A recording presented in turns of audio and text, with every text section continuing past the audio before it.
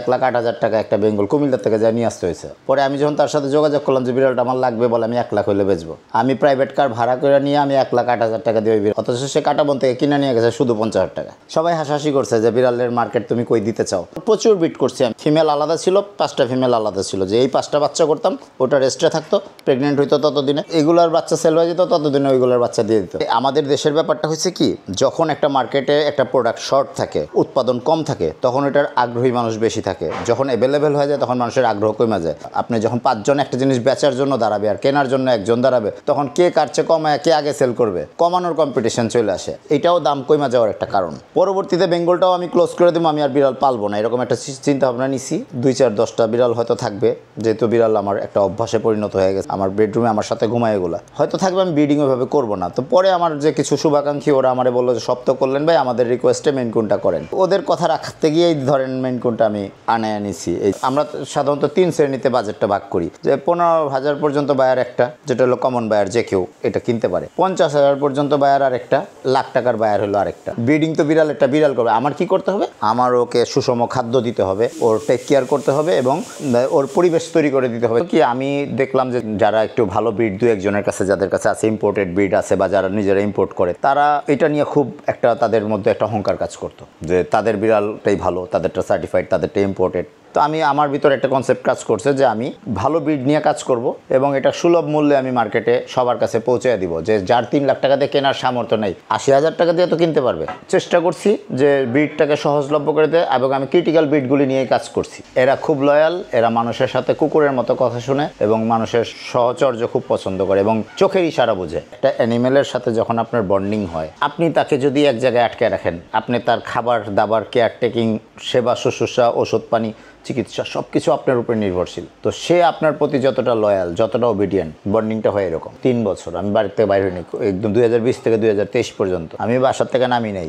বাজার সদাই সব কিছু ওভার ফোনে করছি। তা আমি রাস্তায় নামার প্রয়োজন পড়ে নাই। নিঃসঙ্গতা কখনো অনুভব করায় না। একটা পেট সবসময় আপনাকে একটা ভালো কোম্পানি, আপনি পেটকে ফুল দায়িত্ব আপনার নিতে হবে এবং তাইলে আপনার সাথে বন্ডিং হবে। এটা আমার কখনোই বাণিজ্যিক ছিল না।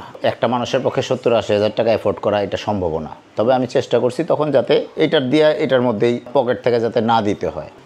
এটার মধ্যেই চলে গেল, আমার শখ পুরো হলো। করোনা ছিল, বাড়ির থেকে আমার কেউ বাইর হইতো না, আমিও বাইর হইনি। এটারে বেশি ফোকাস করতে গিয়ে আমার জমানো বিজনেস আমি ক্ষতি করে ফেলছি। বিড়াল তো আমি শখ করে নিয়েছিলাম আমার মেয়ের জন্য 2017 সালে একটা বিড়াল। তো ওই বিড়ালটা থেকে আসলে বিড়ালের সাথে যুক্ত হওয়া, তখন বিড়ালের কিছুই বুঝতাম না। বিড়াল আমি শুরু করছি 2017-তে, বাট ব্রিডিং শুরু করছি আমি 2019-এ। তো আমার মেয়েই বুঝতো এটা।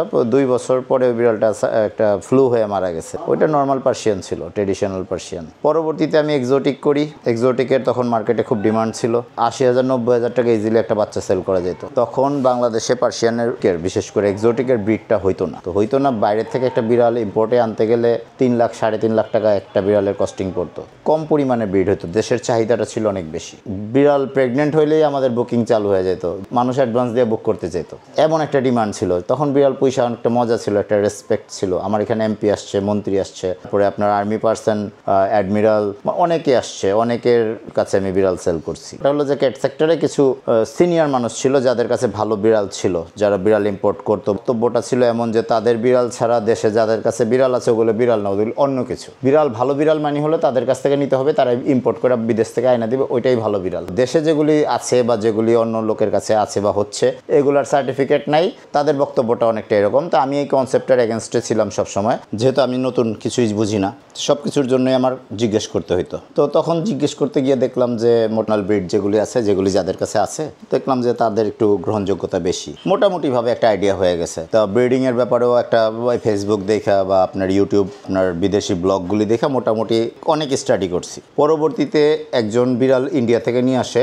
6টা বিড়াল আমি তার কাছ থেকে একসাথে নিয়ে নিই। বেডরুমে তখন 4টা অলরেডি ছিল, টোটাল 10টা বিড়াল নিয়ে আমি ব্রিডিং প্রজেক্ট চালু করি। পরবর্তীতে এক্সোটিক করলাম, করতে করতে 2022-এর শেষের দিকে এক্সোটিকের মার্কেট ফল করলো। ইন্ডিয়া থেকে ধুমসে বিড়াল ঢোকা শুরু হইলো। 35-40 হাজার টাকা বিড়াল আইনা এখানে 50-60 হাজার টাকা সেল করে